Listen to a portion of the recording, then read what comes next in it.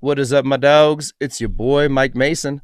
We have a really, really special show tonight, an incredible demo from the gas conference in Detroit, chip stacking methodology that I think you guys are going to really like. But I have with me tonight a super special guest, our man at Corning, the gas board member and awesome friend and homie, Eric Goldschmidt. And we're going to take a minute and do a little preview of the 2025 gas conference in Texas. So, without further ado, let me introduce our guest. Dude, thanks for joining us. Hey, my pleasure. It's great to see you. It's been a while. Been It 2 months. has. It has, man. It has. I don't get out as often as I used to, but I'm over here Yep. upgrading equipment and really preparing for a fun 2025. And not to make this about me, I'll bring everybody up to speed, but investments have been made. A lot is happening here. I'm really excited. We'll be doing Torch Talk worldwide this year, and it's kind of a worldwide or international edition of like the old school Torch Talk show. We're going to have a panel of people, some from North America, some from Europe, and hopefully even more abroad. And that should be a lot of fun. Anyways, though, we're here to do a little preview of this 2025 Texas Glass Art Society Conference, Trailblazing New Traditions. This lineup is stacked, guys. This is a tiny section of this lineup. If you go to the gas website, you can see so much more. But I wanted to roll through this a little bit, and Eric can kind of help us shed a little additional light. Right off the top, we got to talk about Salt, who's doing a performance about why glass pipes are high art. Like, do you know anything more about this, or? I know he's developing it, and I know he wants some of it to be fairly surprising, which the way we sort of go through applications is a group of us come together, a few board members, a couple of folks that are gas staff, and then the site committee, which are all folks who are local to where the conference is, which in this case is a whole bunch of folks from the UT Arlington art department, particularly obviously the glass department, but some other members of the art department, and also who folks in the Glass Central Station area are gonna remember is Earl Jr. We're spending Yeah. time with at his studio, and he shares a studio with Yonk Glass, Gray Area Studios. So those guys were very involved in our decision making and receiving applications and stuff. And yeah, I was pretty surprised to see Salt put in specifically for performance as opposed to just demo. Yeah. So he has a lot that he's ready to share with us, and he really wants to sort of give us his feel as to how pipes have developed and how they've gotten to where they are, and why they should gain more and more respect as we continue to look at these objects through the years. So always Very cool. excited for Salt to give a presentation. He's the best. Can't Yeah, beat it. he really is. He's super eloquent. Like Mhm. his talk that we shared from Glass Vegas. If anyone out there isn't familiar, it's about getting your shit together, mostly tax advice and such. But he's the dude we want to be speaking for us here. Mhm. If it's not you, Eric, you know what I mean. Ah. You really are, dude. You're like the bridge between what we've been doing in this pipe making community and connecting that with institutions that may not have had their eyes on us in a certain way, and it's the right Well, light. it's a huge community effort. So Yeah, for sure. that's also really well reflected in this list of folks that we've got for presenters for this gas conference too. Like Yeah, the next name on the list, we got Coyle Condenser, right. and he's going to show us sort of these. If I remember correctly, he was talking about cold seal bridging, Hmm. is what he's referring to with this creative bridging. So making effective bridges that come off pretty easily, Hmm. but are still gonna hold well.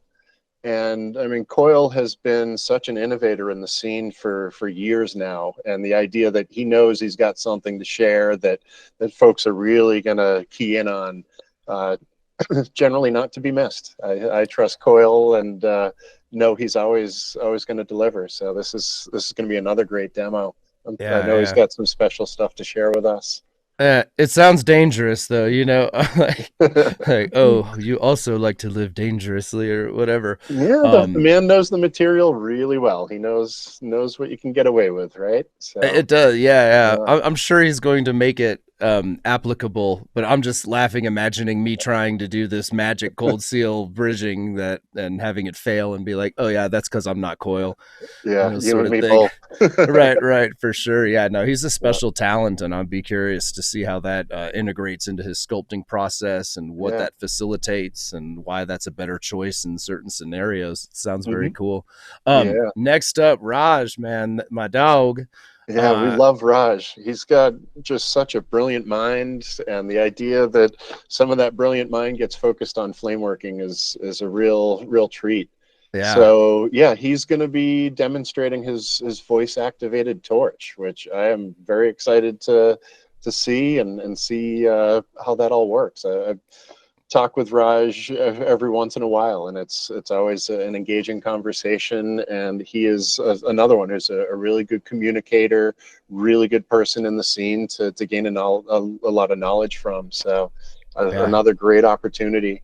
Agreed. I've seen this torch. He brings it to Pipe Classic, and so I've kind of seen this as it's been under development, and Yeah. it's really really neat. It's and he's got it pretty dialed in at this point, I imagine, because Mhm. last time I saw it, it was essentially working perfectly. And okay, this next name you posted about it in Torch Talk. It sounds really neat. He's actually Yeah. going to make like a robot, and that AI interprets commands, and it's going to make art, or what's Yeah, that is my understanding. Is he's going to flame work some parts and build robotic components into them and create a functional robot that I believe paints.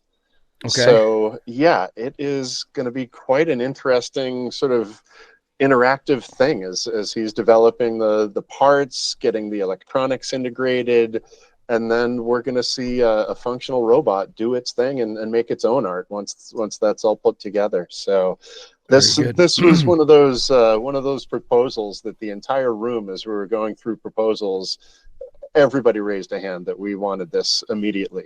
As soon as Oh people had a wow, chance to read the description, it just, yeah, yeah, a room of 15 people who were all hyper analyzing all these proposals, and not a single question as to whether we wanted this one. It just such a cool idea. It's going to be really interesting technology to see come together, and some brilliant artistry. So really yeah. ties a lot of fun things together. It's going to be incredible.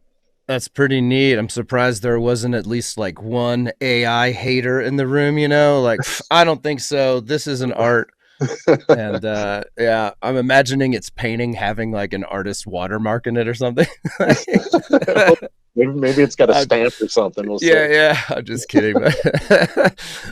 Yeah, AI has been controversial lately. We've been having Mhm. fun with it. I don't know if you saw these, but we posted AI podcasts Oh boy. using the Google Notebook LM, and you can Yeah. feed it any type of document, and it will generate a podcast based on the document. And I'm not here to claim AI is going to take over the podcasting space or anything, but it was just so interesting to hear what an AI language model would take from reading a fuckload of Glassline magazines, and it was actually pretty fascinating.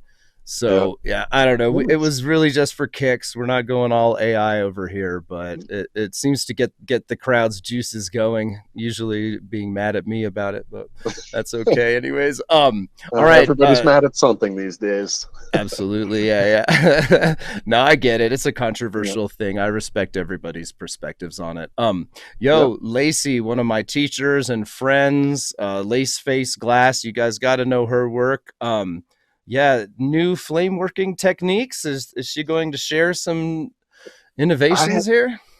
I don't know the details of what she's come up with, but I know Lacey has been psyched for this opportunity to share some new things she's doing. So Yeah, I mean, she's one of the key innovators, has been a key innovator in our scene for a couple of decades now, and she is always worth watching, always worth checking out. So I'm sure she's going to bring the goods as she always does. So Yeah. that's going to be another fantastic one of the real leading ladies of the flame working scene. So very excited. Yeah, she's really excellent, and Mhm. yeah, she's thoughtful as well. I would be excited to see that. Mhm. What can you tell us about Mark Elliott from Australia, coming a long way to tell us a Yeah, story? Mark is a brilliant, as you mentioned, Australian artist. He has been flame working for several decades. Um, I suspect he's around my age, so a little longer in the game than many.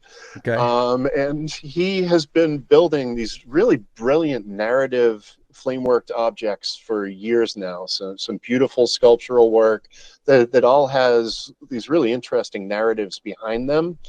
And he, in addition to showing us his flame working skills, is going to talk about how he builds his stories and how he builds work around those stories to tell them as effectively as possible.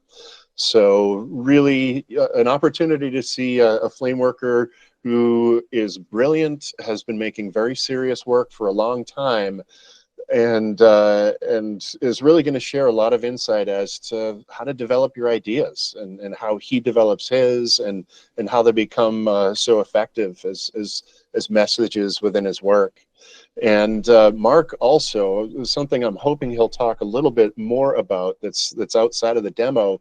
He has been working with hydrolysis machine and drawing hydrogen and oxygen out of the air and running a torch off of it, Okay. Yeah, I've seen those. which has been pretty interesting. He's come up with some pretty cool techniques, and seems like there's some potential there for more sustainable torches for the future. So he's a really brilliant guy, just one of those really deep thinkers in the flame working world. I first found out about Mark through a colleague of mine at the museum, Richard Whiteley, who's an Australian that has moved to the US to work with us in Corning. And in 2022, when we had the conference in Tacoma, I put together a group of folks. It was the year of glass, and we put together a group of folks to put together an international year of glass collab. And Mark was nice enough to send us a piece of his sculpture all the way from Australia to Mm-hmm. Tacoma. And we had Hoobs and Rhino out there to assemble these parts that came in from all over the world. We had every continent except Antarctica was covered in Yeah. this International Year of Glass collab, and Mark's piece was one of the real sort of centerpieces to that. He makes these cloud forms that he'll sort of hide these like faces and hide heads within the cloud forms, and he sent one of those, just a really beautiful piece of sculpture. And that is a recurring element in the themes of his work, are these sort of cloud people. So yeah, he's brilliant, and I'm really psyched that we've got him engaged for this, I and love it. it'll be a unique opportunity for us to pick the brain of one of the brightest flame working minds in Australia. So gotta love it. Awesome. Yeah, thanks Yeah. for adding some detail there. I can't pretend Yeah. I was ultra familiar. I definitely remember that collaboration in Tacoma. That was such a fun thing you put together, man. That was a good, That was really great job there, dude. Yeah, that heck was a yeah. neat one. Yeah, and then Julia Straight, aka Juju. This one's pretty self-explanatory, but if you guys Mhm. aren't familiar with her work, I mean, it is like dot stacking at the 10 out of 10 level. Did you have any thoughts there? Or? Just brilliant technical work. Yeah, Yeah, and I don't know Juju myself, but she was highly revered by the crowd as we were going through proposals. She is, I believe, a native to Texas and to the area around Arlington. So she's sort of a local hero there, and we're nice. psyched that she's gonna be sharing this wonderful dot stack technique with us. That's great. Yeah, really Mhm. dig it. And then this one's a hot demo, but Yes. He's a hot guy. What are you gonna do, man? Man's bringing in the sex appeal. Or I'm just playing, dude. The ladies, man, they love this guy. Danny Yep. White, aka Ethan Windy, really one of the nicest people I've met in the Mhm. glass thing, and somebody who works pretty, fluidly with both borosilicate and soft glass, and looking Yep. forward to that a lot. Yeah, watching Danny work, whether it's on the torch or at the bench, is a super worthwhile activity. He is talented. He's a really engaging presenter. He will share technical information that a lot of folks probably haven't run into, and has Hmm. a really good head for explaining it as well. And while it will be a hot shop demo, that hot shop demo is actually going to happen at the studio where all the flame working is going to happen, because it seems to thematically kind of align with that space. Hmm. So that will also be at Gray Area Studios. So it'll be sort of in around all the rest of the flame working that's going on. And one other thing that pops into my head around flame working, the the south section of the American Scientific Glassblower Symposium, Mm-hmm. they are going to hold their sectional meeting at the gas conference. Oh wow. And to really sort of take advantage of that energy, we're going to have an interactive activity at Gray Area Studios the Friday night of the conference. One thing that was super successful in Berlin this past year was what was called a flameoff. And it was run by a group called Flameoff France. And they have been running what they think of as their version of a flame off for several years now, every other year. And this year they will be hosting another one. And their flame offs, we tend to think of them a lot as competition over here, but their event isn't so much a competition, it's a community gathering, and it's a chance Hmm. for a whole lot of flame workers to come together and work together. So what we put together in Berlin was an open torch situation where people would sign up for a 15-minute torch slot. Hmm. And the idea was that everyone would work on a chain together. So people made actual chain links that got interconnected, or people made little sculptural elements or even blown elements that got attached to the chain. And the way things worked out, we had so many people involved with it for hours. And you've got folks who are maybe making their the 100th beat of their career, sitting next to Lucio Babacco, who's making a Oh, chain link, and we got Vittorio Costantini sitting there, and other folks around him working on different chain links. And it was just such a cool like way to bring the community together, that we wanted to do something with that same sort of energy in Arlington. So thinking around the theme of what scientific glassblowers tend to do, I was thinking maybe we'd make some sort of a time capsule where a lot of folks can get their 15 minutes of torch time, make some small element that represents them, and then all these things get attached inside of a vessel that gets sealed off and becomes sort of a time capsule. hmm. So that Friday night is going to be a great opportunity for the flameworking crew that shows up at the gas conference to get together, make some work together, have a great time. And it's just another, it sounds like a very basic thing, but it really builds a lot of cool camaraderie. And it really turned out to be such a wonderful part of Berlin. And we're so psyched to bring a similar opportunity to Arlington. So Yeah, it's going to be great. that sounds really neat. Heck yeah. Yeah. And yeah, I think there was a couple of other uh things that we wanted to shout out that I just made Mhm. one graphic here, folks. But Yeah. if you guys go and look at this board, it's on the Glass Art Society website. There's some real gems in there. One of them we'd be remiss to not mention is Bondhu Dunham, Mhm. who'll be doing a 30-plus year journey of discovery. I take it a retrospective of his journey in making this book, or can you tell Yeah. us a little more Yep. about that? It's yeah. He's gonna give a lecture on his experience of 30 years of writing and developing and editing and re-updating and delivering us contemporary lampworking, which has been one of the most important publications in flameworking ever. So Yeah. yeah, and Bandhu is always an engaging speaker, and he has years of information to share with us all. So yeah, you can't beat it. And any opportunity to get some time with Bandhu is worthwhile as well. Oh yeah, yeah. He's Mhm. always fun to run into out in the wild. I Yep. did notice the homegirl Susie Silbert in there. She's Yes. one of my absolute favorite Mhm. speakers in glass. She's truly eloquent and passionate, and I Yep. noticed her on there. There's guys, this is an incredible lineup. You should really check it out. Mhm. This event, it brings together not just soft glass workers, neon workers, cold workers, hot workers, flame workers, pipe makers. And it occurs to me that in 2025, all the barriers like that's all gone now. These are our people. These people love Mhm. glass like us, and Mhm.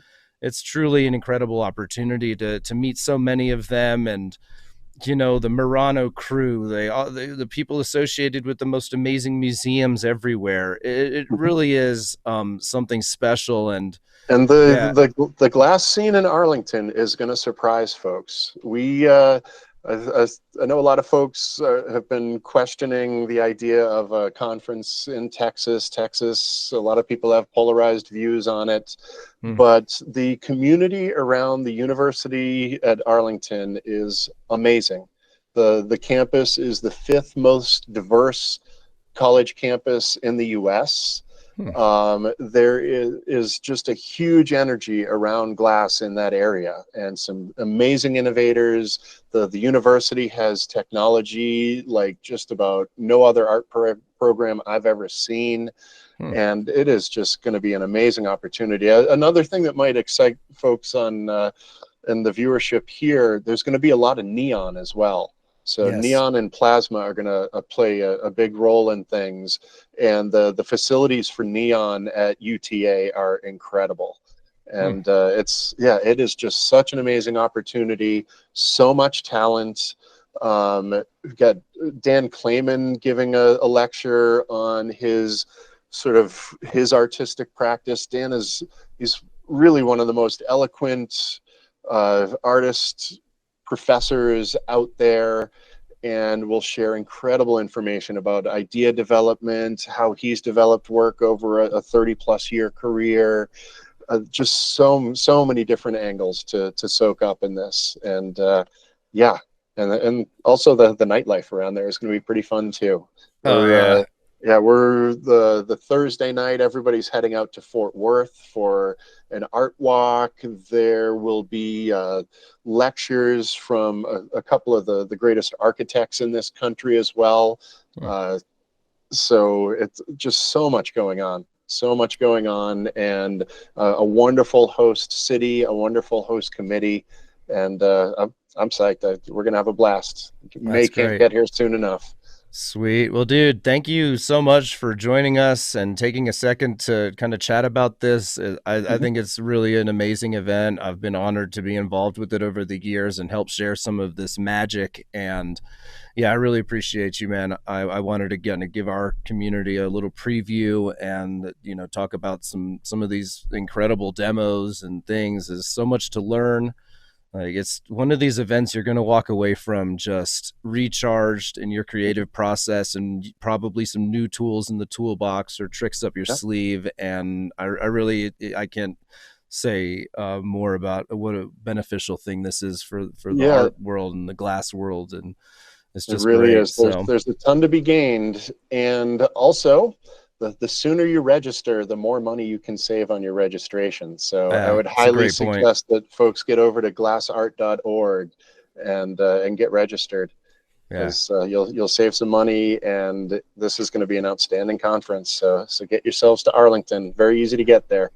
All So right, sweet. yep. Well, thank you, buddy. We're going to go ahead and run this demo from the Detroit conference, an incredible chip stacking technique.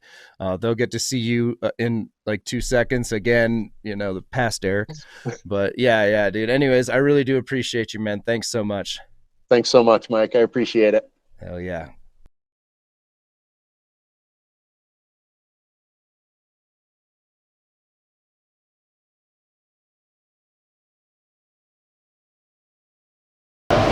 My name is Eric Goldschmidt. I run Flameoff programs at the Corning Museum of Glass, also a Glass Art Society board member, and very happy to introduce Jeff Heath. Jeff is an Illinois-based artist who received his Bachelor of Fine Arts with a three-dimensional emphasis from the University of Wisconsin-Stevens Point. And what he's going to show us today is a process he's been developing to sort of roll up Murrine, similar to what you see at the hot shop, but adapted it to work for borosilicate Murrine on the torch. I know I've been looking forward to seeing how Jeff does this for a long time, so I'm really glad you're sharing with us. And without further ado, Jeff Heath, everybody. So I'm gonna go through a class and speak the whole time and explain everything that I'm doing. We're gonna have, so these Murrine are laid out, they're already pre-made and chopped before I got here. We're gonna heat this up on this plate, squish it together like you would in the hot shop, but then punch heat to it and finish putting it together and rolling it up in the flame. And then I have clear collars pre-made that you cinch up to the ends to and turn it into a tube. And then you coat it in clear. Just let me know if I'm not speaking loud enough too. Let's see. Coat it in clear, even it out, and then I have a couple more sections to encalmo up and make a vessel, like a top for a goblet, and then I'll put it on this.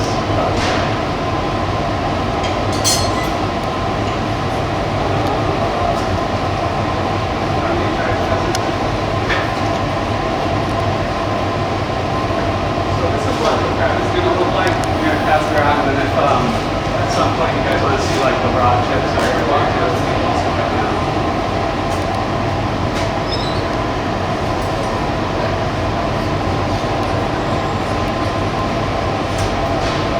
You can do this with a stationary torch, by unmounting it and picking it up, but it's a lot nicer to have the hand torch. There's no kiln wash on this, it's just a straight kiln shelf. Glass plate straight on it. When you're starting at this beginning, when the Murrines are completely cool and you're heating them up, they kind of want to shift around if you have your oxygen too high. So you kind of want to have a softer, smaller flame to begin. And something happens, they're not sticking to the shelf, but once they get just a little bit glowy, kind of like how these edges are starting to glow, they don't really want to blow around as much. So at that point is when I start kicking up the flame.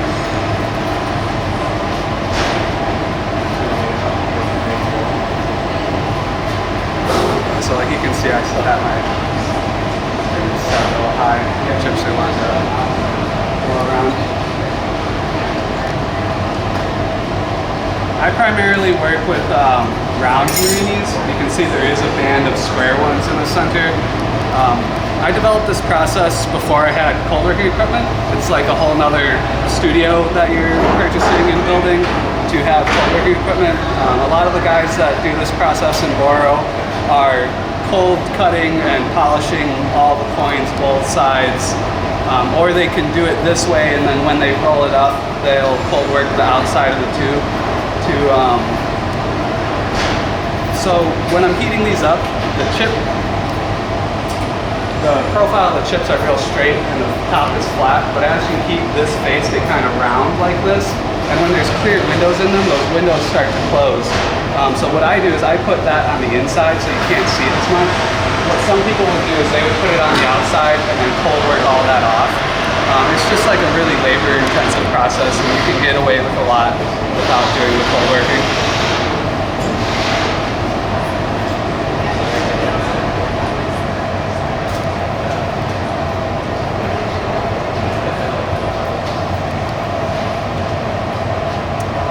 Part of why you want to be soft with the flame too is all the colors that I'm using are cadmiums, and you're also working on a chipped face, like a nipped face. So the likelihood, you can really easily boil the edges of those chips and stuff, but if you start soft, once they're kind of glowing and melted in, they're just a lot less likely to boil like that.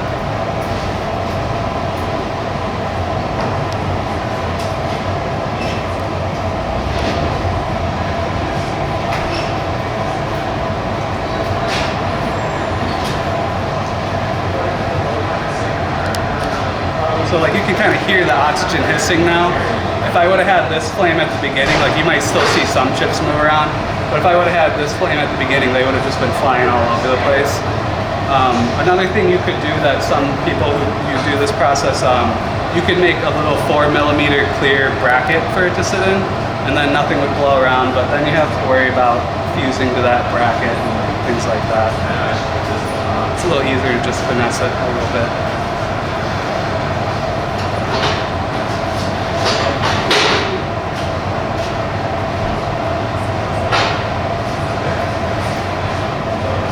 Something I do too is like, I'm never like just sitting in one spot. That kind of leads to that boiling of the chipped edges as well, or boiling the colors.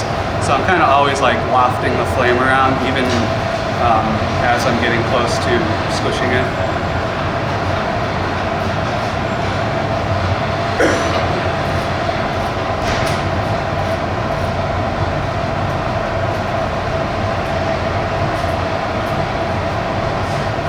You don't want to squish too early. It's really easy to just squish and have them pop and fly everywhere. You want to wait until, you also don't want to stick it to the shelf, so there's like a kind of happy medium where you can see like this end is almost good, but you want that whole thing starting to blow.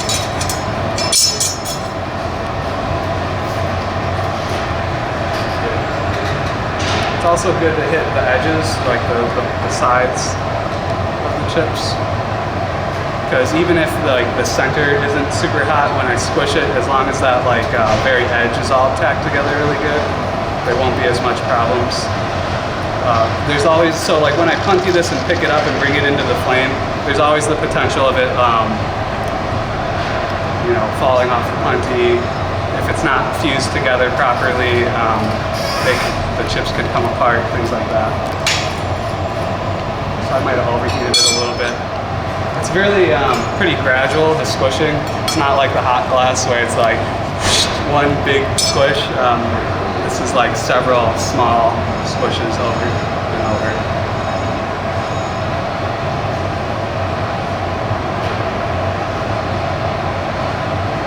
So I was saying earlier too how I use mainly round chips. I have been incorporating square chips into the process lately because you can invert, like you can set the pattern up in a way that you invert them on each other and it creates kind of like a tessellated pattern. But with those square chips, again, you have to like go back to more cold working. I'm tapping on the shelf to release it if it's stuck anywhere. So if you have square chips all the way up to the edge right here where you're gonna encalmo color, a lot of people will like cold work that encalmo edge and grind it nice and flat so that when you do an encalmo and you have those square chips, everywhere there's a chip edge, it wants to like scallop the encalmo line. With the round chips, they seem to just want to work together a little bit better.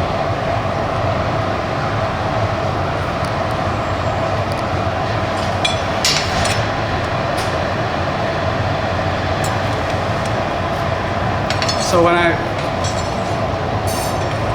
pressing down on the face of it, I'm not squishing it.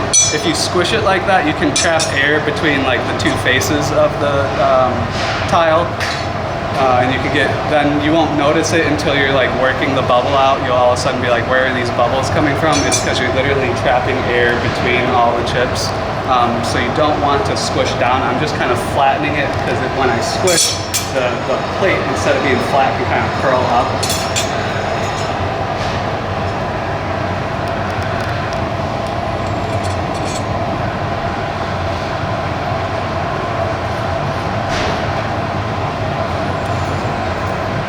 It's important to take time on this step because, like I was saying, if you pick it up too early and they're not fused together well enough, when you start heating it up, so it's staying nice and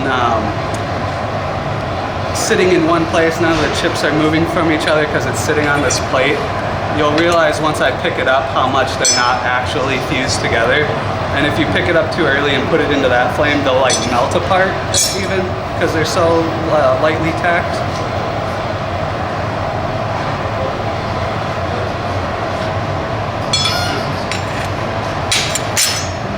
See, that move right there is exactly what you don't want to do. But luckily this is already fused together pretty well. Probably do one more squish and pick it up.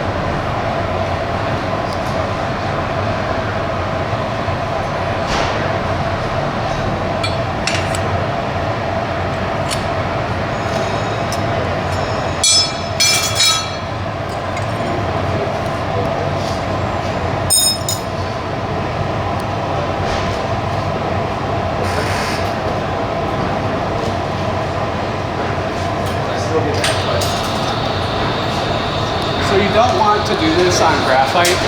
When you put the torch straight on graphite, it deteriorates.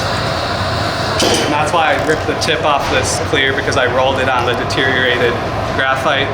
So it'll pick up the graphite dust and it won't stick to the glass anymore. So I could have dropped this if I didn't do that.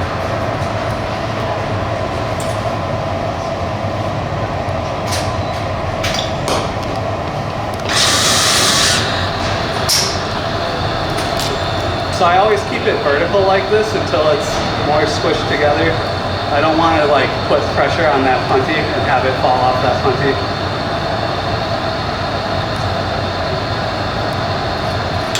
Like that.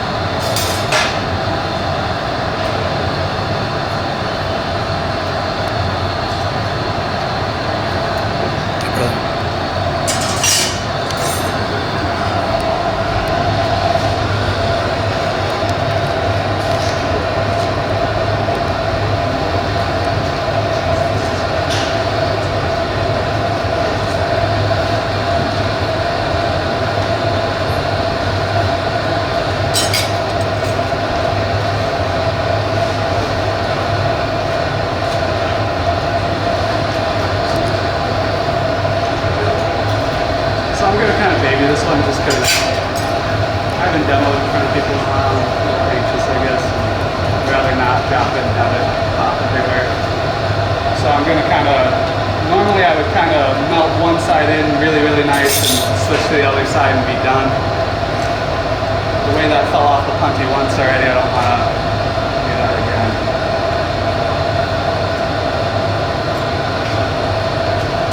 So like you can see how I'm kind of like setting it down and then lifting it up so that there's no torque on that punty.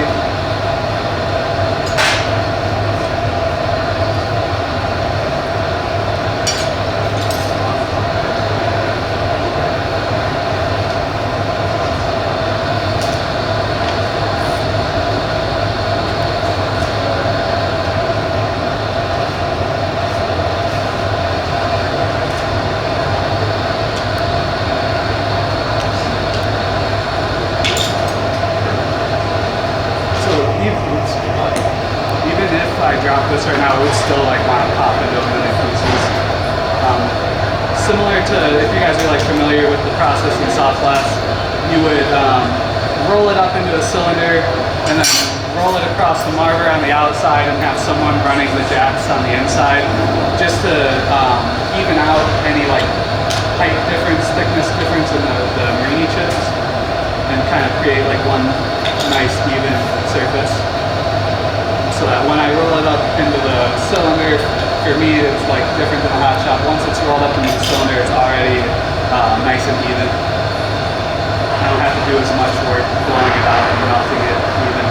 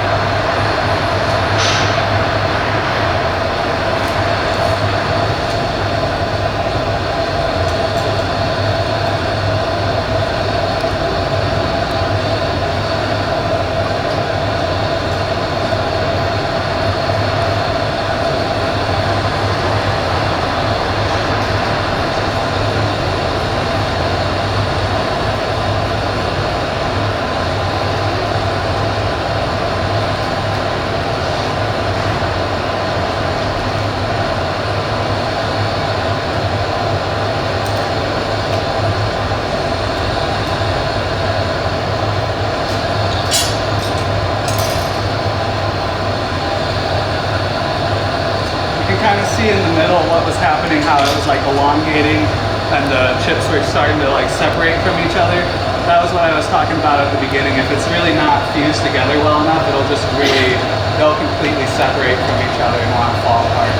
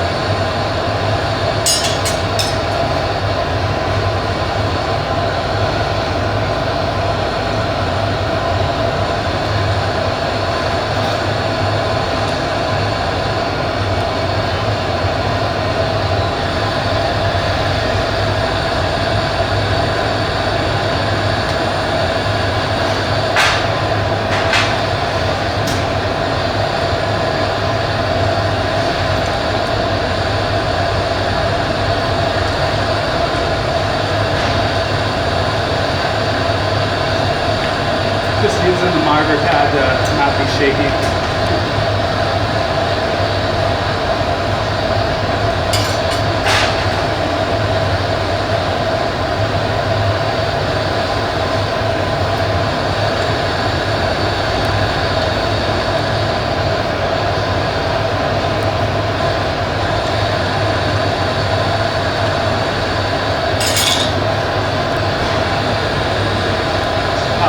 Wanted to start sagging, like you really want to avoid that while it's still a tile.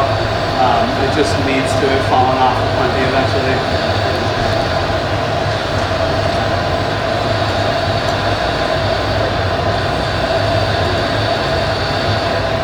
I also, when I'm pinching like that, I'm always like holding it because that's also when it wants to fall off the plenty sometimes.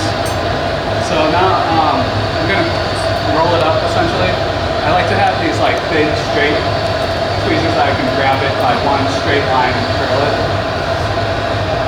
And again, I put the side that was up and getting torched is on the inside, the clean side that was on the shelf. If you could come up closer, you would see it, but it's hard to see from a distance. Like the side that was on the shelf is much like really clean and perfect, and the other side's like, you know, if you baby it, it doesn't affect it as much, but like the faster and harder you go with the hand torch, the more those chips kind of close up those windows. I basically curl it off. Sorry? Does it devid or fine on you at all? I can't hear him. There's somebody. Does it devid? Does it devid? Yeah, it can. If you overwork it, yep.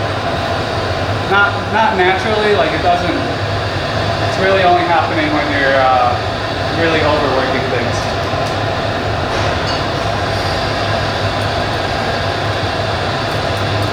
I like to use the marber like that, so I get like one little curl, and then I use the marber and just push it and it curls itself.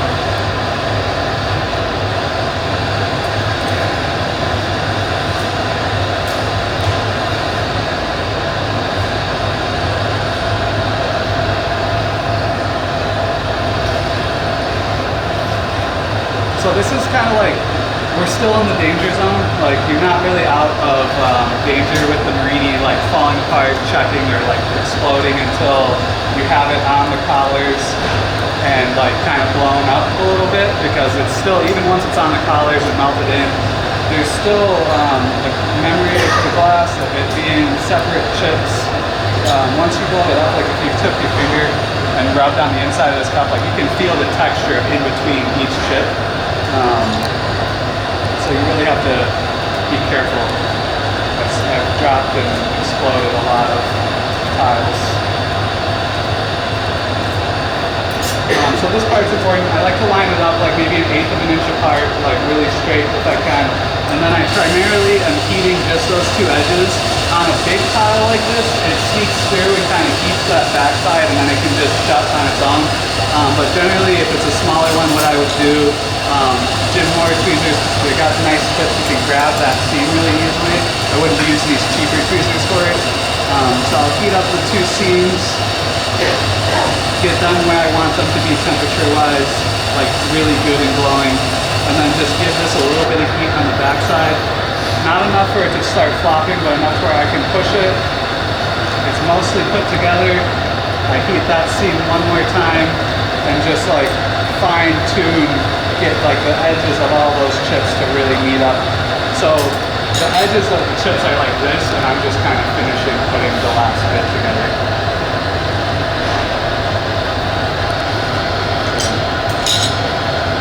I like to now take this punty and put it on center like that. So I can even out the brim of this side so I can collar up to it.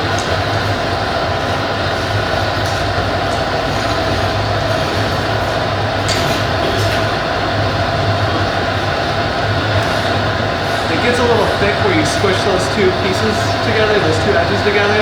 So that's generally where I'll go in right here with this round piece of graphite and try to just like even it out to everything else. Like you can see there's like a flat spot right there too. So I'm trying to work that round and also like account for any thickness difference right there. And you can see how that chip wants to stick out. That's because when I squished out the thickness, it extended that out. So you're just kind of like adjusting with the glass to make it as even as possible.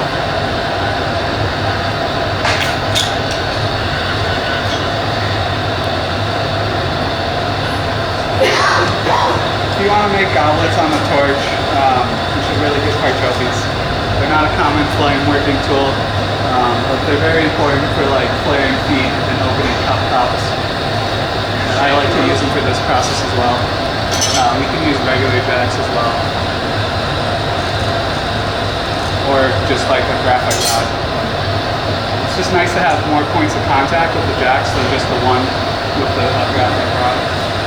So I've done enough of these to where like I kind of knew about pie dividers, how big this collar needed to be. You could use pie dividers to measure the tile before you roll it up and make your collars the right size.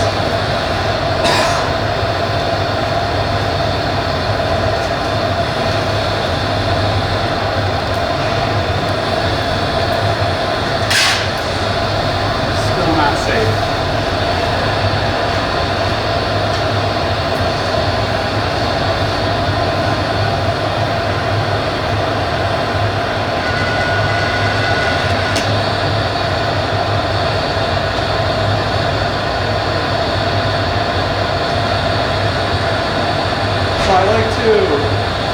It's already nice and even on that side for the most part, but this collar was like perfectly even, and the collar was not as hot as the Murrine, and you can kind of heat up that seam with the collar and roll it, and it kind of wants to mimic that cooler collar.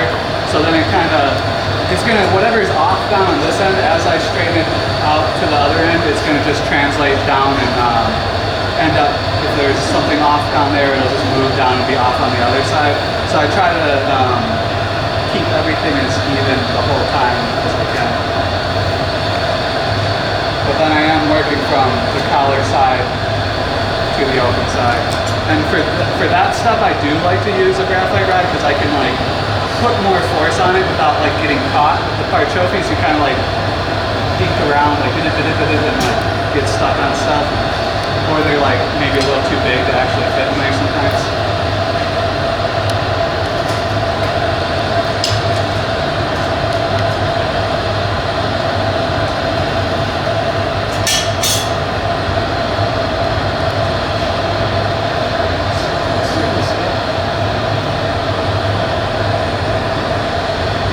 Again, like I could have just collared up to that and it would have been fine.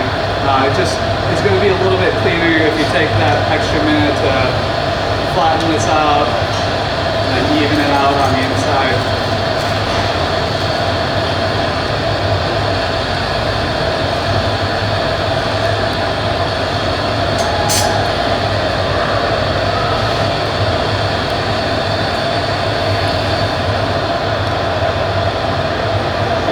Still in the danger zone, so you really have to be mindful of like if you tap this on something, it will fall off, and still want to break into not a million pieces, but would still probably break apart. So you want to really keep everything warm, not tap any back ends of your go-to for pitch black.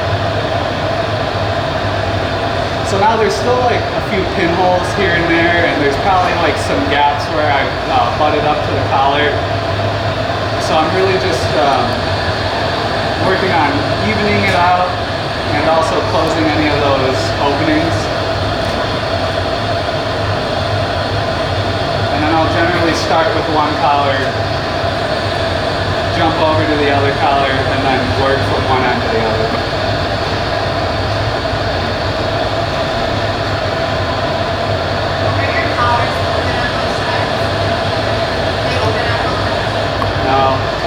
Just one, and I almost mentioned it. So with this one, it doesn't really matter which side is open. I'll kind of, if I know one side is going to be like the top in column and one side is going to be the bottom, like say this band in the middle was offset one direction, I would like purposely put one side open and one side closed so that I wouldn't have to like switch it around or open and close those tubes again in the future.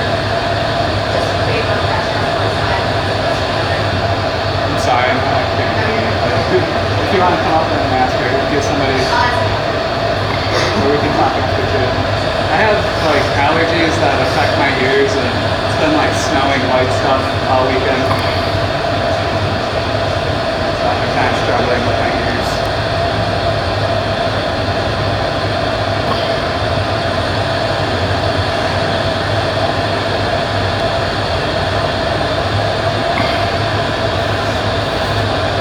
I was blowing real hard. There's still some holes in it.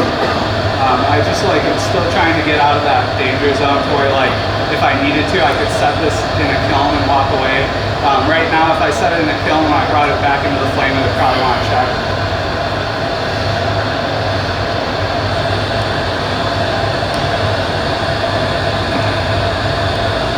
I marver a lot.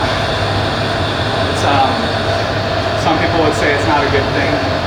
I started in soft glass where you would have a marver or you'd be having someone blow at the same time as you're running the jacks on the outside, and it just makes more sense to me.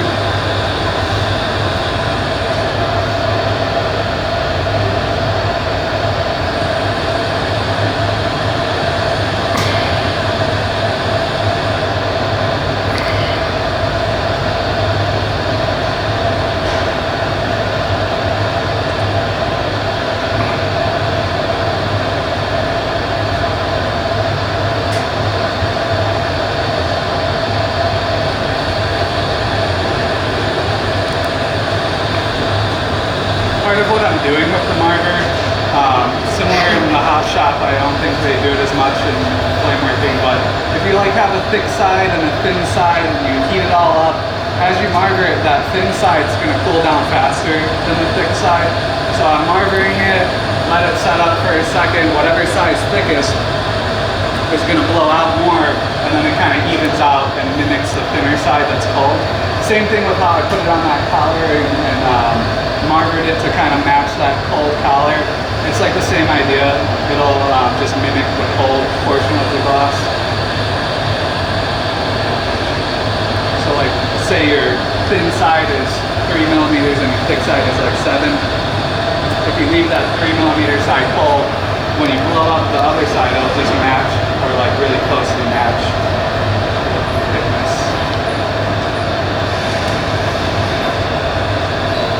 So with this process, again, with not having cold working equipment, there are kind of like little pits that happen in between each chip since they're round. There's no corners to fill that gap. So sometimes they melt in and sometimes they're a little stubborn. And so that's mostly what I'm spending the time doing right now, is like just melting out that last little bit of like surface pits in between the chips. And because of that, at this stage, a lot of people would sleeve with clear, as in like having a clear tube that this would fit inside and then vacuuming that clear tube on top of this one. What I do is I actually draw on the clear. It's a little bit like more rudimentary in a way, but for me, I like it because, like I said earlier, some people would take this and stop, anneal it, and pull work that whole surface off so that it was nice and flat, and then you can sleeve it and there's no entrapments. But if you don't pull work this and you sleeve it, like there's a high likelihood of you entrapping air in those little pits. And when you draw it on, it kind of wants to just fill those pits because it's hot, it's going down hotter. The one drawback that you have is that if you do it too hot, you can drag the image or the pattern. What size of thing are you striking? It's 6mm rod. It's thick enough to where it doesn't take a terribly long time to lay it down, but it's thin enough that it lays down pretty quickly as well.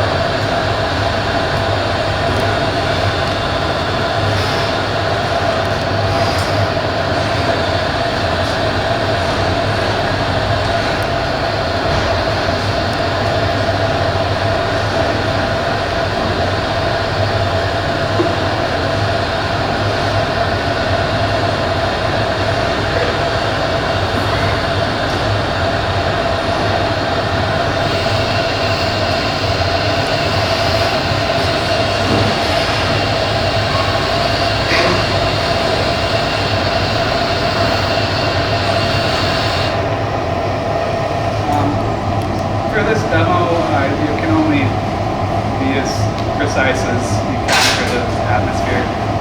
With these rods, I would be very careful to make sure they're not scratched and that they're really clean, because with it being the clear layer, it is magnifying your pattern. So if you have stuff like that going on this rod as you lay it down, you might see some of that in the magnification of the pattern. So I said earlier how you can drag the pattern if it's too hot. That's part of why I distribute the lines like this. I like to do it in 4, and then I just work my way around so that I'm never just striping in the same spot essentially over and over again.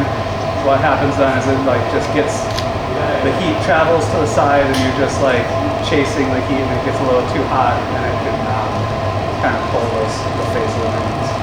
You can choose to go faster and be sloppier, or go slower and not. The faster you go, the more likely you are to drag the pattern. So a little colder flame, a little bit slower.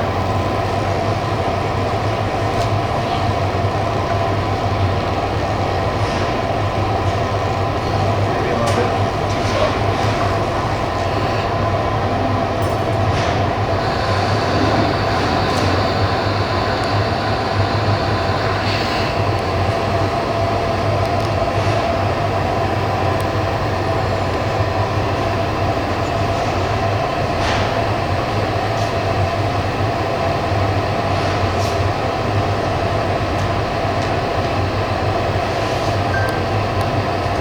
I do this thing, I don't know if it's accurate or true, but I like to kind of like rock back and forth while I'm striping this down. I'm running the flame up the rod, but then back down onto the cylinder of prep. And it just seems to like want to, instead of just sitting in one spot, it just gets everything a little bit warmer quicker. So it just, I'm not really like putting force on this. I'm letting like the heat, the viscosity of the glass be what determines how fast I go. And so it just kind of shows like this is how fast I go when the flame is in one spot. That's how fast it goes once it's rocking. And it just seems to want to lay down a little smoother and faster when I rock it like this.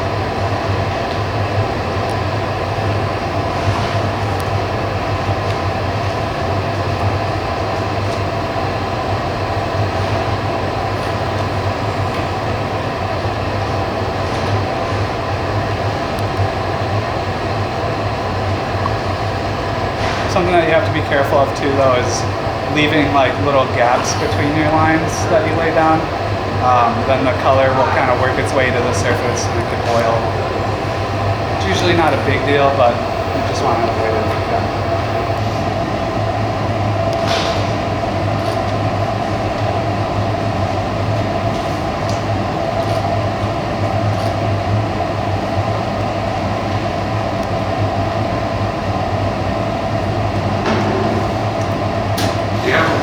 Trapping air with this process? Not really. That's kind of why I do it this way, to not trap air. Sleeving it is more likely to trap air. Or you, like if you sleeve it, you want to pull work that surface off so that there's like, you get hits between the chips because they're circles and you're kind of forcing them to close the corners. And so sometimes there's little pits there. I feel like with the garage, we are kind of pushing it down into those pits. And as far as like trapping air between the lines, that's not really an issue. And if you are, you can just work from one side to the other and it works its way out.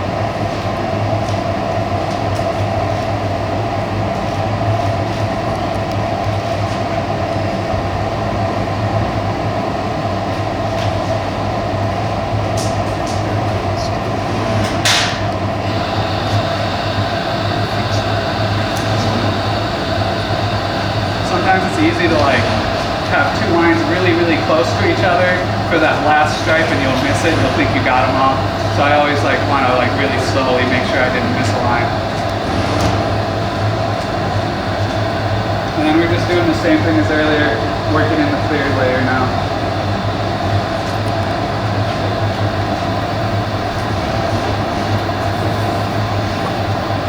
Kind of have an unevenly heated bubble to start, so that's why I'm doing some of this stuff where I'm stopping on one side and wafting up and down the tube, just trying to even out the heat from laying down those lines. If you were like in a production situation, you could have potentially like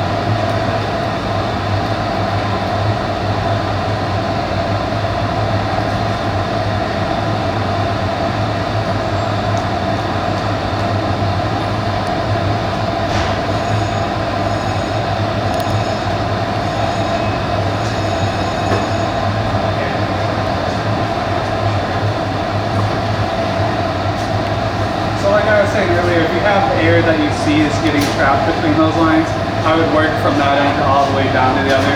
But I don't have that going on, so I like to do the two ends and then kind of work from one end to the other after that. Just because those collar, like where the collar meets the collar is probably like the most likely place for it to shop.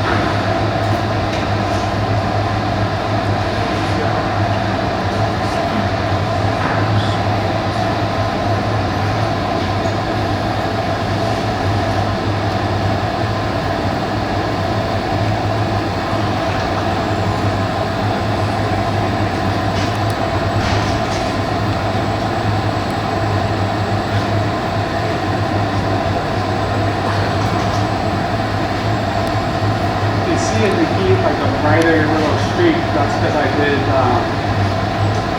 right there on the outside. There's like a spot where I didn't completely coat it clear. So it is like there are some drawbacks to drawing on material. You just have to be careful. Is it too late to stripe another line of clear? No, it's not. I could. If it was a big enough one, I would. It's just not necessarily worth it.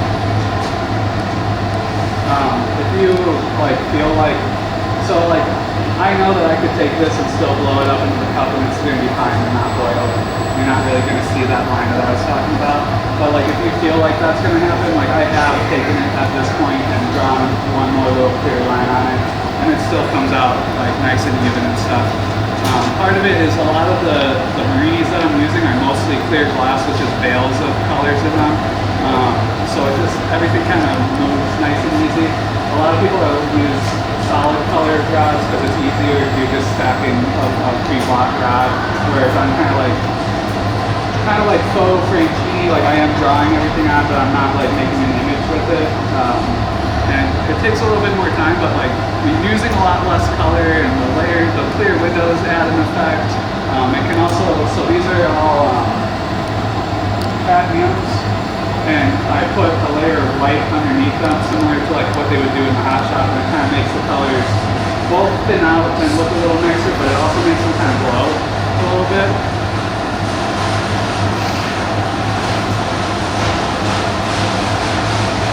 So this is a finished piece of prep at this point.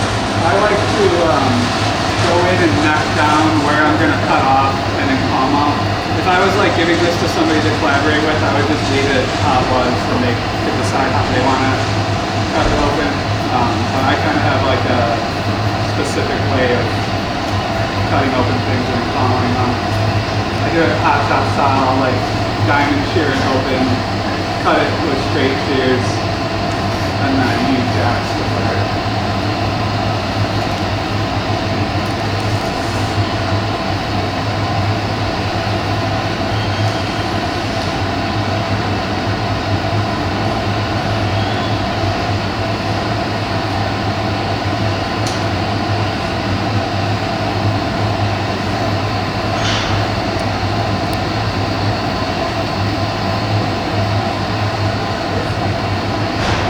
Stuff I'm doing, like I'm kind of going back and forth on this marber, not spinning one direction, and some people would think that that's like, oh, you're just kind of not paying attention to what you're doing and you're doing like a body habit, which is a lot of times like similar to jacking like this, like it's not good for the jacks and it's not a fast process.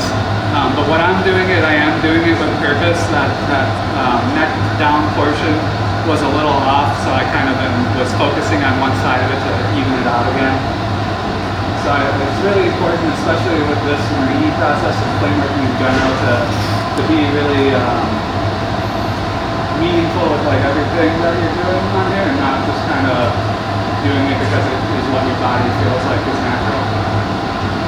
I still have the habit of like working too close to the face of my torch because your body naturally wants to put your arms down.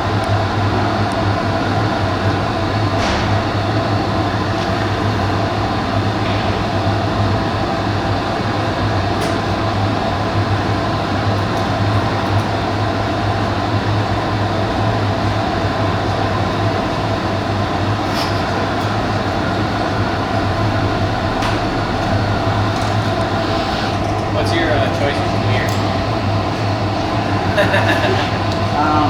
I guess IMAX? Yeah. I don't know.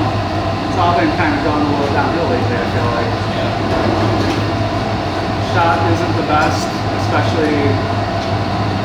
Did you want that bay door I shot? don't know. So I'm a pretty, like I started, like I didn't have Public equipment. I, fully funded, self-funded studio, single parent home, grew up really poor, don't have a ton of money. Super used to just using the cheapest clear. That's not China, I guess. But if you have the ability to be ideal, it's IMAX. Thank you. I use a lot of Pyrex actually. Yeah. It's like the mid-level, I feel like. But if I'm making marbles, it's IMAX. This stuff, it's like, you don't see, it's such a thin amount of magnification that you don't necessarily see, and the windows are pretty small as well. Like if you're doing large windows, you might see some of that stuff going on, but you can get away with it a lot.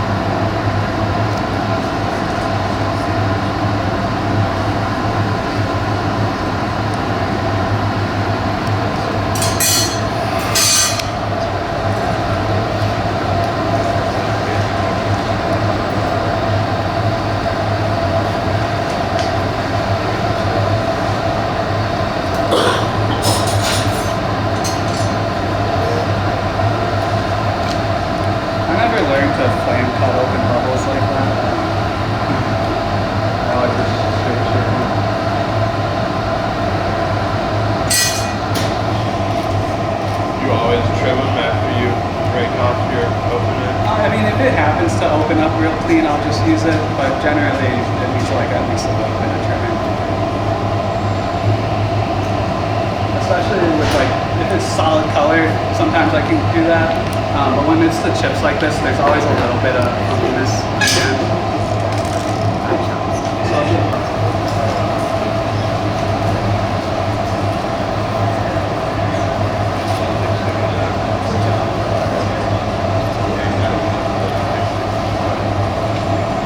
I like to use my marker to put it almost together. More of a surefire way to get it lined up right.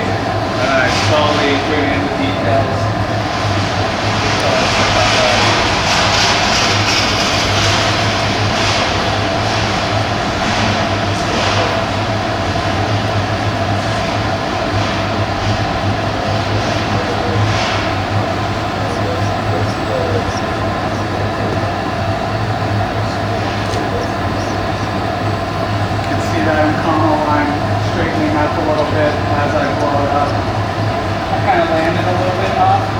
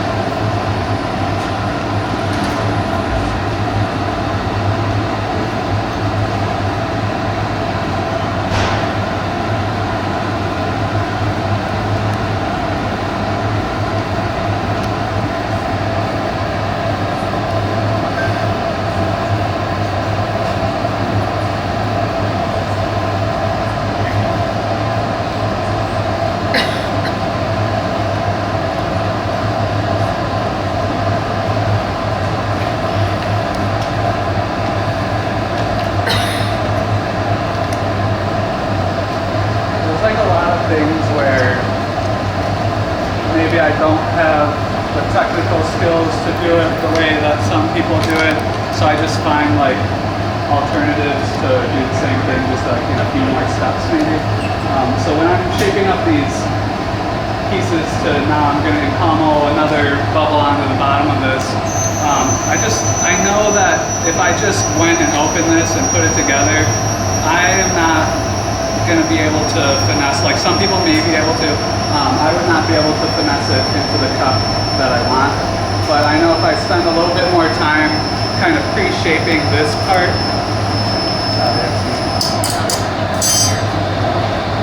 that I can more easily get the end goal that I'm looking for.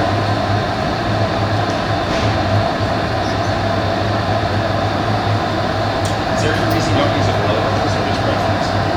The way I learned realistically is why. I do use a blow hose for certain steps, but yeah, I guess I learned.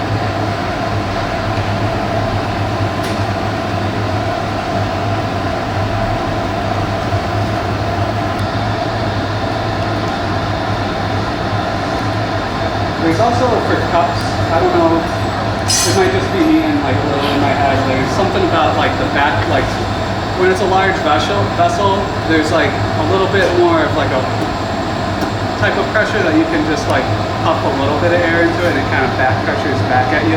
And it's easy to do like small tweaks.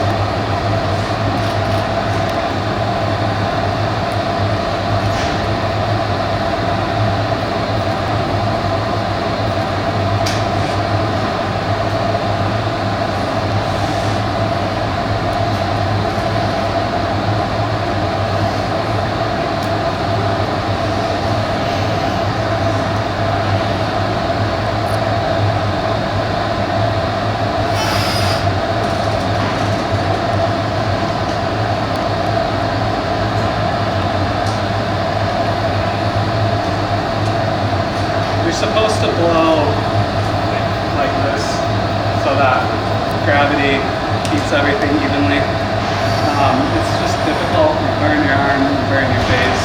I have an easier time blowing vertically. But what happens is you do have to account for gravity and it stretching itself and things like that. So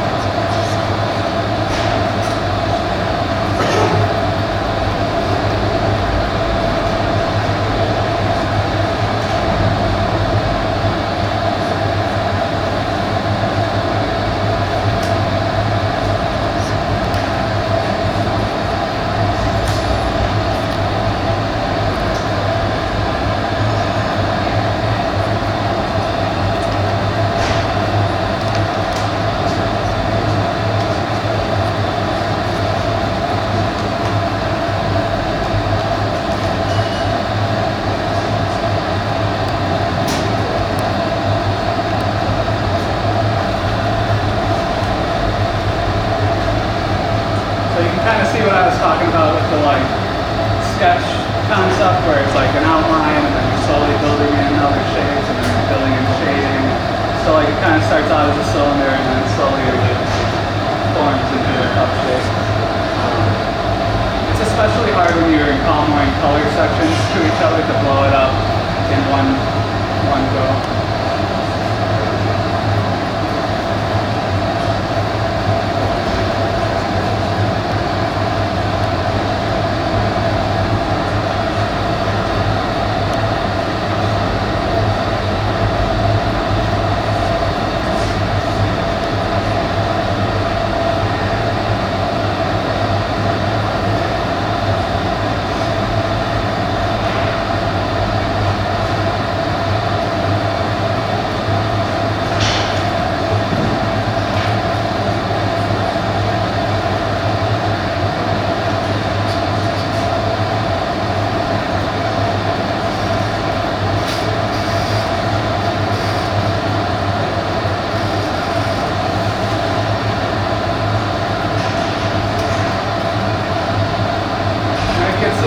have to be mindful of how fast you're spinning. You can kind of see I'm not blowing into it and it's getting wider. I am doing that on purpose, but you have to be careful to not do it on accident.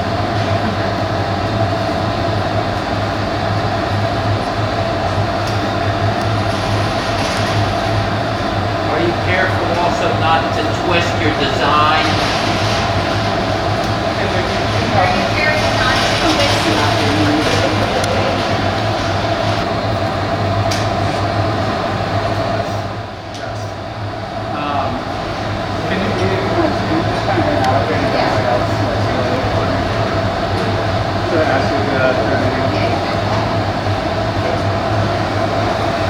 Yeah, so that's like that top and comma line was like pretty off when I first put them together, and as I blew it up, it kind of evened out. And so like, yes, while you're blowing this up, you have to be careful not to twist the pattern, but I also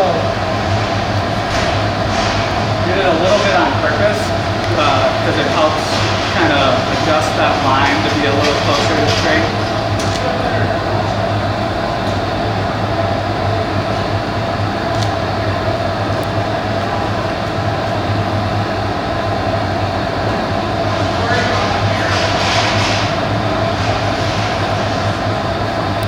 I flame cut my tops open. You can do diamond shears and jabs.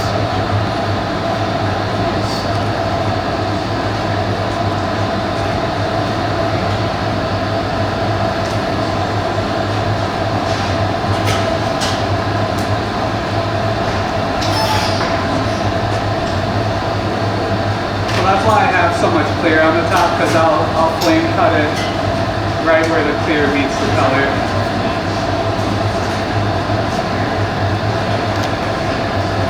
It's an easier way to get a nice even top.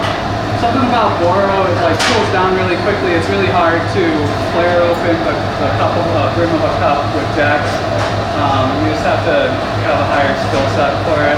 And flame cutting is a little more simple. The only drawback is you can't really do lip wraps that way. You can do like a lip and combo. It's more like a little bit thicker than like a stringer lip wrap would be. But you can still do it, it's just not the same.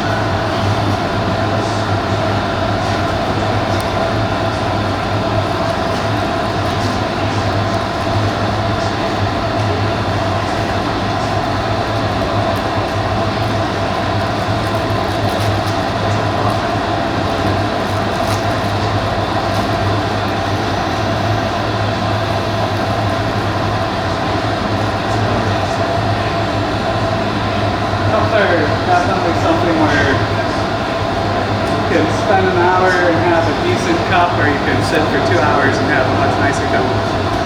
Just like spending the time really working it into the shape that we want. Because like right now I could look with a cup, right? It's a cup shape, but it's not like a nice cup. I want it to be a nice cup. I want it to be even, and I want it to be a very specific shape.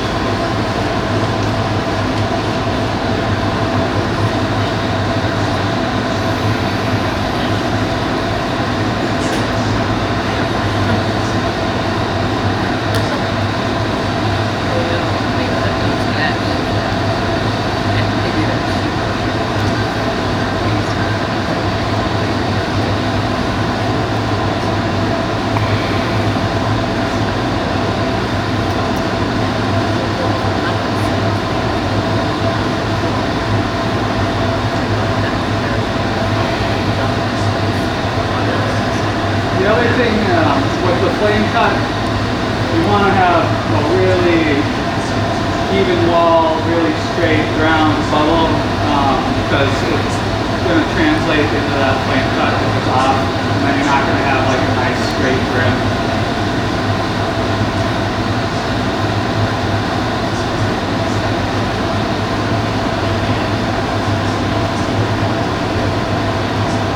So now I'm at the point where I'm going to pick where the flame cut will be and thin it out with like a really fine flame and then cut it.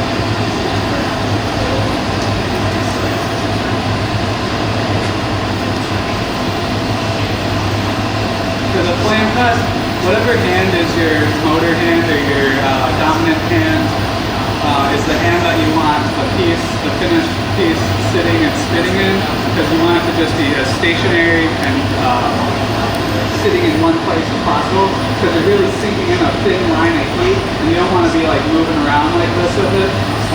You want to try to keep it one nice line, and then with the other hand, the non-dominant hand, you kind of just slowly drift away until it last breaks.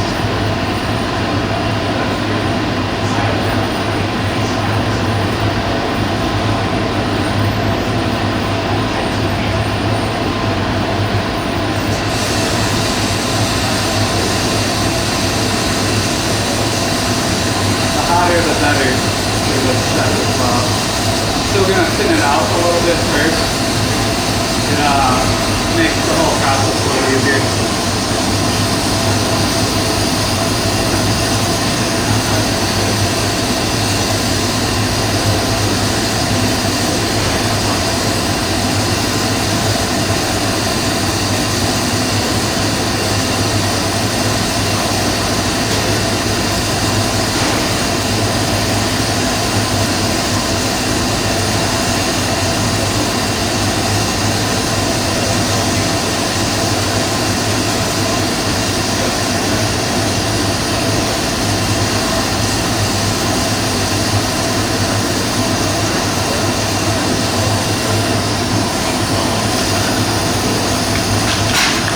You can also have the blow hose on and blow into it to make it pop.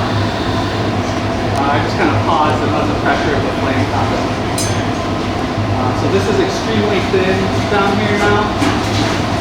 So you want to just flare it out a little bit. And then you're going to basically cut with your shears down to where it's not thin anymore. And you'll feel when you're cutting in with your shears, you'll feel where it starts to get thick again. And that thick line will kind of help you guide to cutting a straight piece top.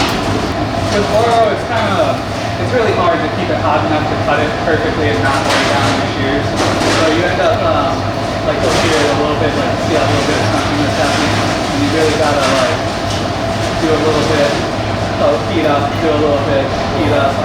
And so Jim Moore makes a shear that is, I think it's T2 or T3 or something like that. T2. It's like a harder steel that the blades are made out of.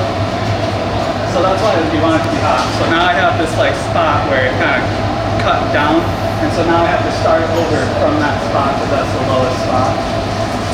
And now I have to make the whole line match that. So you have to be careful to be hot when you're doing the cuts for multiple reasons.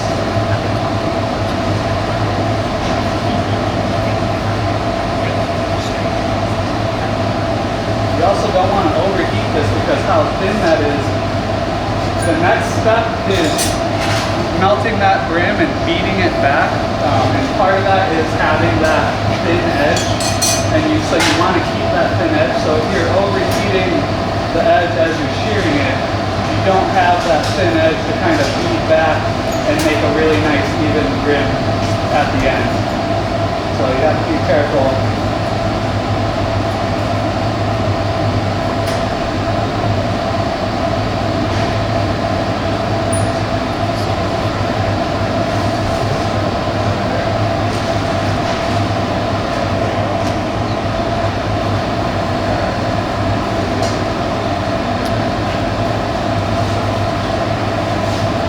Cut that off after it gets a certain length too. It ends up getting hit by the flame and starts moving around, and it can stick back down to the brim of your cup, and then you gotta trim down like 1/4 of an inch to make up for where it's stuck.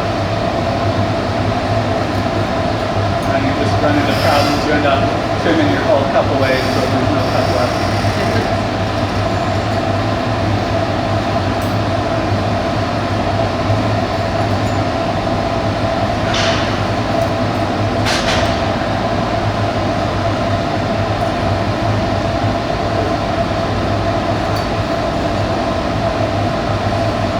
Really hard to like see what's straight as you're cutting this.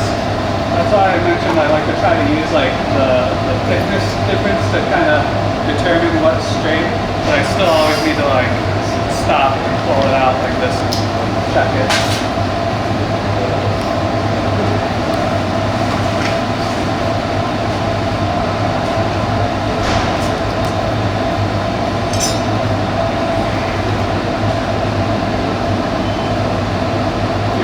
Graphite doesn't stick or leave as much marks.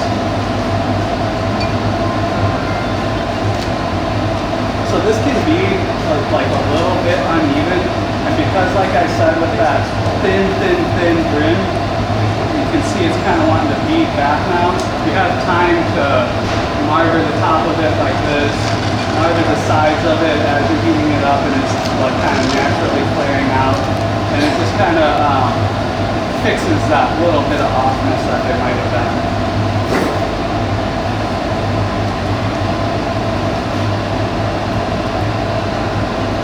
You have to be careful not to close the bubble. It'll want to start to suck in, and because the bubble's entrapped, that brim is where it's hot, so the brim gets all uneven because it wants to start to suck in on itself. So you always have to like leave one edge like riding off the top of the cattle.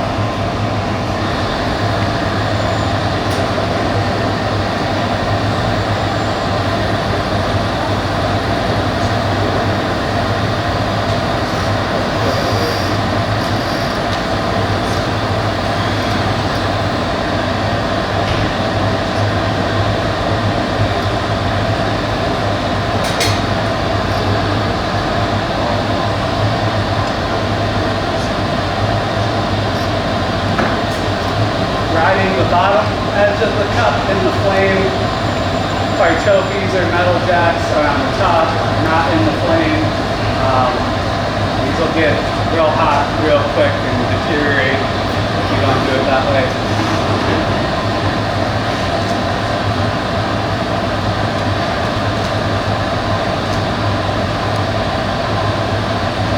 So I would rather over flare it and then bring it back with the paddle, because then I know my wall's straight. I don't want my brim to look like that. I'd rather it be a little bit flared out than flared in.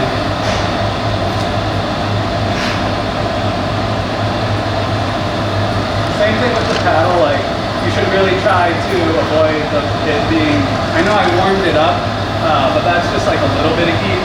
You should really try to avoid leaving it in the flame too much, because it will deteriorate the paddle over time. So this is just one last to make sure it's nice and even. It's good.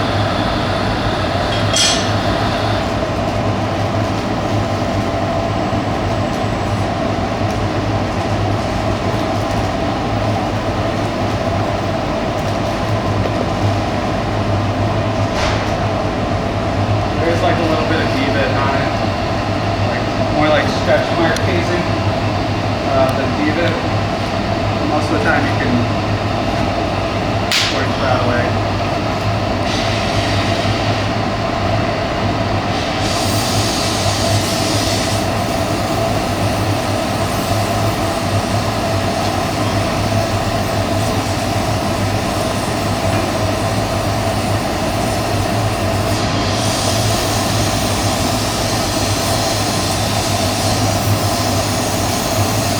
Hard when it's a thin cup like this, because see, I kind of like changed the wall thickness on it a little bit. Probably gonna have to just leave it.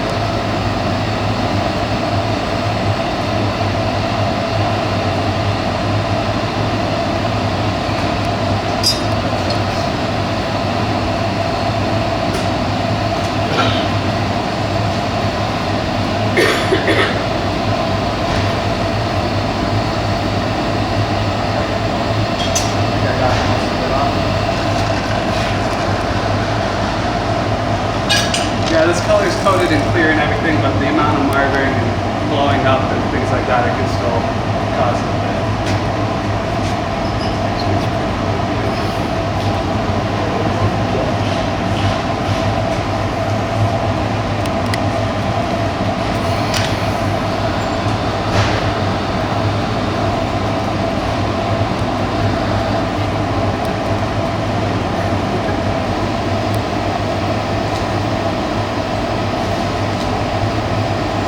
Stuff, it's important not to have too much glass between the two. It can really, like, it'll look like, you kind of want to have like these two clear nubs to be landing points. It just makes it really easy to put the two pieces together.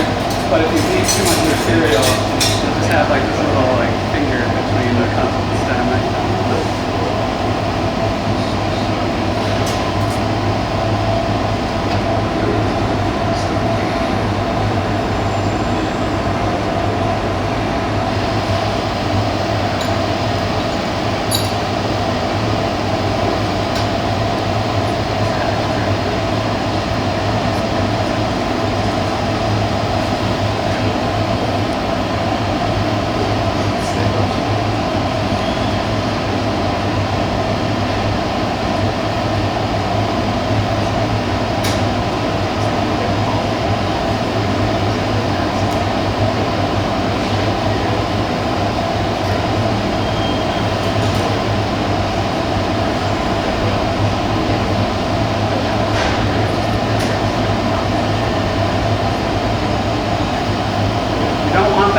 Hollow.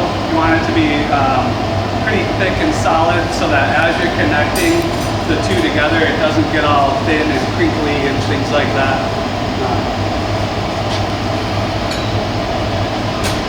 Can somebody close this door for me?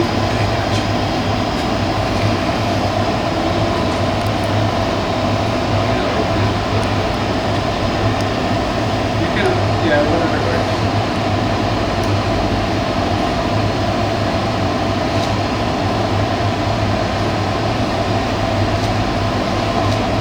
So I like to put whichever piece is heavier in my dominant hand. And then once it's together, and I'll take the top cup out of the claw grabber and switch hands.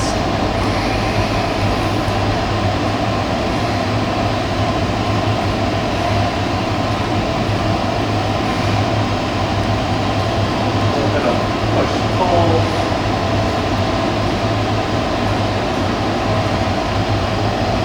Greatest seal.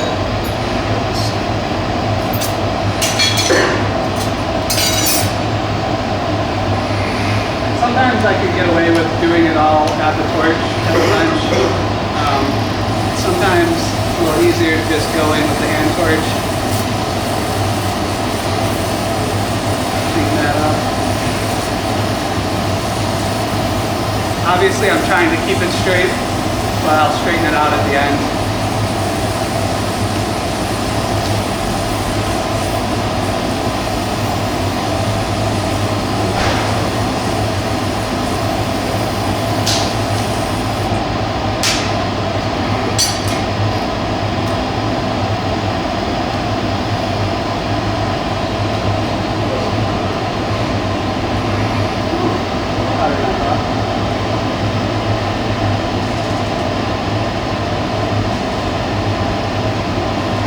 Everything to be hot while I do it, then it's just no worry if I need to put something in the flame, it's already hot, things like that. I know Cesare will have like parts cold so that he can be doing this like by hand on the marker pad right there, but it's a little, when it's Murrine and color and things like that, it's a little bit nicer to have it.